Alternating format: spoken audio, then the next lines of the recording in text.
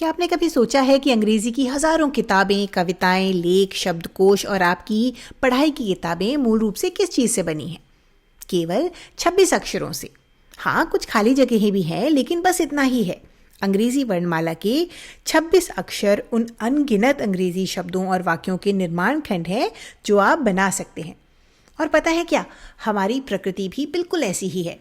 आपके आसपास मौजूद हर वो चीज़ जिसे आप छू सकते हैं, चख सकते हैं, सूंघ सकते हैं और अनुभव कर सकते हैं, छोटे सूक्ष्म जीवों से लेकर कुत्तों और बिल्लियों तक, महासागरों और पहाड़ों से लेकर ग्रहों और तारों तक, ये सभी चीज़ें केवल कुछ ही निर्माण खंडों से बनी हैं, जिनकी संख्या लगभग 100 है।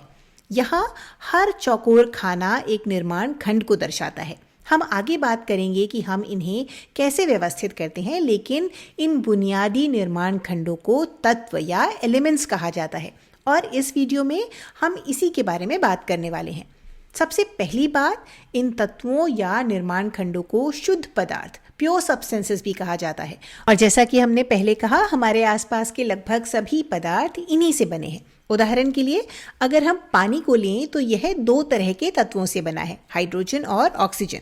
या अगर आप किसी सजीव चीज़ को लें जैसे कि आप और हम, तो हम मुख्य रूप से 6 तत्वों से बने हैं, oxygen, carbon, hydrogen, nitrogen, calcium और फॉस्फोरस। अब इसके अलावा और भी तत्व हो सकते हैं, लेकिन मुख्य रूप से हम इन्हीं से बने हैं। और इसके बाद यदि हम चट्टानों का उदाहरण लें तो ये अधिकतर 5 तत्वों से बनी होती हैं, सिलिकॉन, ऑक्सीजन, एल्यूमिनियम, मैग्नीशियम और लोहा, आयरन। अभी इन सभी तत्वों के नाम को याद करने की चिंता मत करिए। जो सबसे ज़रूरी बात है वो ये है कि ब्रह्मांड के लगभग सभी पदार्थ इन्हीं तत्वों से बने हैं। इसीलिए पदार्थ को, द्रव्य को समझने के लिए हमें इन तत्वों का अध्ययन करना होगा। हम इन तत्वों को एक विशेष रूप में व्यवस्थित करते हैं, जिसे हम आवर्त सारणी या पीरियोडिक टेबल कहते हैं। ये शुरुआत में थोड़ा मुश्किल लग सकता है, लेकिन चलिए इसे पास से देखते हैं। सबसे पहले आप देख सकते हैं कि हर तत्व को एक चौकोर खाना और एक नंबर दिया गया है। नंबर 1 है हाइड्रोजन, नंबर 2 है हीलियम, नंबर 3 है लिथियम, नंबर 4 है बेरिलियम और इसी तरह से यह आगे चल रहा है। यहाँ ध्यान देने वाली बात यह है कि हर तत्व का एक प्रतीक, एक सिंबल है जो उसका एक छोटा नाम है। कुछ तत्वों के लिए ये बस उनके नाम का पहला अक्षर है, जैसे हाइड्रोजन के लिए H, बोरॉन के लिए B, कार्बन के लिए C और नाइट्रोजन के लिए N। और ध्यान दें कि हम हमेशा अंग्रेजी के बड़े अक्षरों का, कैपिटल लेटर्स का उपयोग करते हैं। लेकिन उन तत्वों का क्या जिनके नाम एक ही अक्षर से शुरू होते हैं? उदाहरण के लिए हीलियम। हम ये कैसे सुनिश्चित करें कि हम इसे हाइड्रोजन समझने की गलती ना करें? तो हम इसके लिए 2 अक्षरों का उपयोग करते हैं, यानी He। इसी तरह कैल्शियम के लिए हम पहले 2 अक्षरों का उपयोग करते हैं, Ca, ताकि हम इसे कार्बन न समझें। लेकिन यहाँ सबसे महत्वपूर्ण बात यह है कि हम इन्हें लिखते कैसे हैं। जब हम 2 अक्षरों का उपयोग करते हैं तो पहला अक्षर हमेशा बड़ा यानी कैपिटल होता है और दूसरा अक्षर हमेशा छोटा यानी स्मॉल होता है। हम हीलियम को कभी भी ऐसे नहीं लिखेंगे जहां दोनों अक्षर कैपिटल हों, या ऐसे भी नहीं लिखेंगे जहां दोनों अक्षर स्मॉल हों। हम हमेशा पहला अक्षर कैपिटल लिखेंगे और दूसरा स्मॉल लिखेंगे। चलिए, ये तो समझ में आया। लेकिन सोडियम का प्रतीक Na है। अब यहाँ क्या हो रहा है?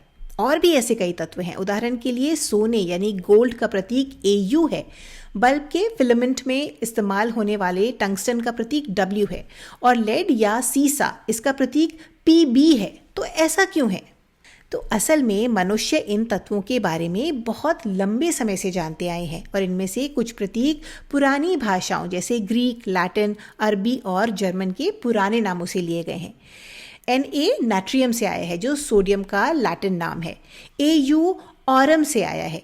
Pb प्लम्बम से आया है जो लेड का लैटिन नाम है। और इसी से जुड़ी एक मज़ेदार बात यह है कि रोमन साम्राज्य में पानी के पाइप लेड से बने होते थे, इसीलिए जो लोग उन पाइपों को ठीक करते थे उन्हें प्लम्बर कहा जाने लगा और वही नाम आज भी चला आ रहा है। इसी तरह W जर्मन शब्द वुल्फ्राम से आया है। अब आप सोच रहे होंगे कि हे भगवान, हम इतना सब कैसे याद रखेंगे? तो चिंता मत करिए, आपको ये सब रटने की ज़रूरत नहीं है। जैसे जैसे हम इन आम तत्वों के बारे में बार बार बात करेंगे, आप इन सबसे भली भांति परिचित हो जाएंगे। तो अभी इसके बारे में बहुत चिंता करने की कोई ज़रूरत नहीं है। तो संक्षेप में अगर हम कहें तो ब्रह्मांड में आप जो भी पदार्थ देखते हैं वे सब लगभग 100 तत्वों से मिलकर बने हैं, जिन्हें हम शुद्ध पदार्थ कहते हैं। उन्हें आवर्त सारणी में व्यवस्थित किया गया है। जिस तरह अंग्रेजी भाषा सीखना असल में ये सीखना है कि हम 26 अक्षरों को मिलाकर रोचक शब्द और वाक्य कैसे बना सकते हैं, ठीक उसी तरह पदार्थ के बारे में सीखने का तरीका ये है कि हम समझें कि इन विभिन्न तत्वों को मिलाकर नई और रोचक चीज़ें कैसे बनाई जा सकती हैं। ये बिल्कुल लेगो खिलौनों की तरह है, जो बिल्डिंग ब्लॉक्स वाले खिलौने होते हैं ना, वैसा।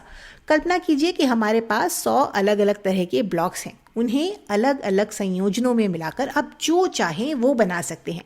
आप पहाड़ों जैसी बड़ी चीज़ भी बना सकते हैं और बिल्लियों जैसी छोटी चीज़ भी। हम अपनी कल्पना को उड़ान दे सकते हैं, जो कि बहुत अद्भुत है। लेकिन अगर आप उन सभी चीज़ों को वापस उनके मूल टुकड़ों में तोड़ दें तो आपको अपने बिल्डिंग ब्लॉक्स यानी अपने तत्व वापस मिल जाएंगे।